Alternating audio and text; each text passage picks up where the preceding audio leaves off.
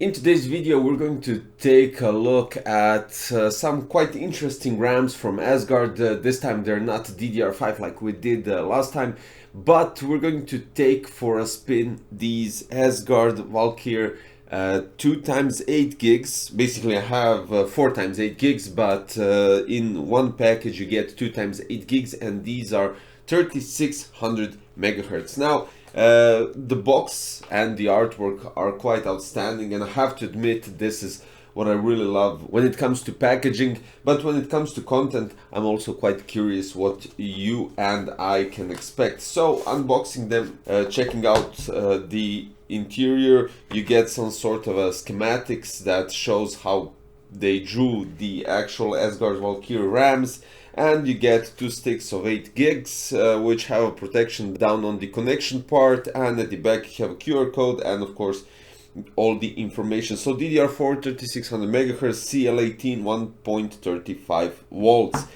and the speeds are quite outstanding, I have to admit, which is why I really love these RAMs, even for DDR4, and basically for 3600 MHz the speeds were insane. Now, checking out the RAMs, they of course are RGB and they support MSI Mystic Lights, Asus Aorus Sync, Gigabyte RGB Fusion, ASRock Polychron Sync as well. I tested it on ASRock and it works perfectly fine.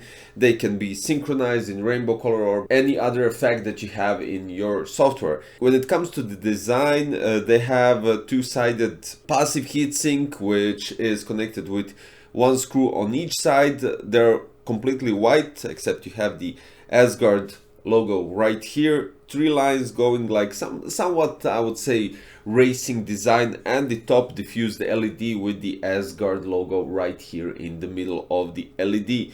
They're nice, subtle, almost low profile, which could give you a possibility for, I don't know, CPU tower coolers to be used, because the actual height of the RAMs is 4.2 centimeters, which is quite nice when we're talking about nicely diffused RGB RAMs. Now, talking about the speeds, these were quite a shock to me personally, and I'm quite satisfied with the outcome and what scores did I get. So, checking out in AIDA 64 cache and memory benchmark on ASRock B550 Taichi motherboard, read speeds go up to 51,000 megabytes, write speed 53,000 megabytes, copy almost 49,000 megabytes, and the latency of course is 77.4. Now at this point we have of course CL18 3600 megahertz speed, and that was just insane. Now these speeds are quite insane, and I do have to admit, comparing the other DDR4 memories on the same speeds, so we have the Silicon Power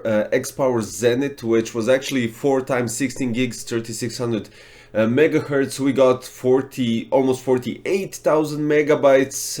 Then we have Patriot Viper Blackout Edition 2 times 8 gigs 3600 megahertz with a score 28,020, let's say 29,000 megabytes per second. This is all for write. Then we go for the latency. Now I would say the latency is also quite alright, because if you take the speed into consideration and the latency, and you get the advantage on the speeds, the latency would be quite alright, with just 1 nanosecond slower than the XPG Spectrix D60G 2 times 8 gigs 3200 megahertz. Now with the copy, it definitely goes in front of the Silicon Power X Power Zenith RGB and all the other RAMs except for the DDR5, which is kind of logical. But then again, we're looking at 17,000 megabytes per second in difference compared to the DDR5, which is quite outstanding. And then finally we have read speeds, which go actually neck to neck with Patriot Viper Blackout Edition on 3600 megahertz.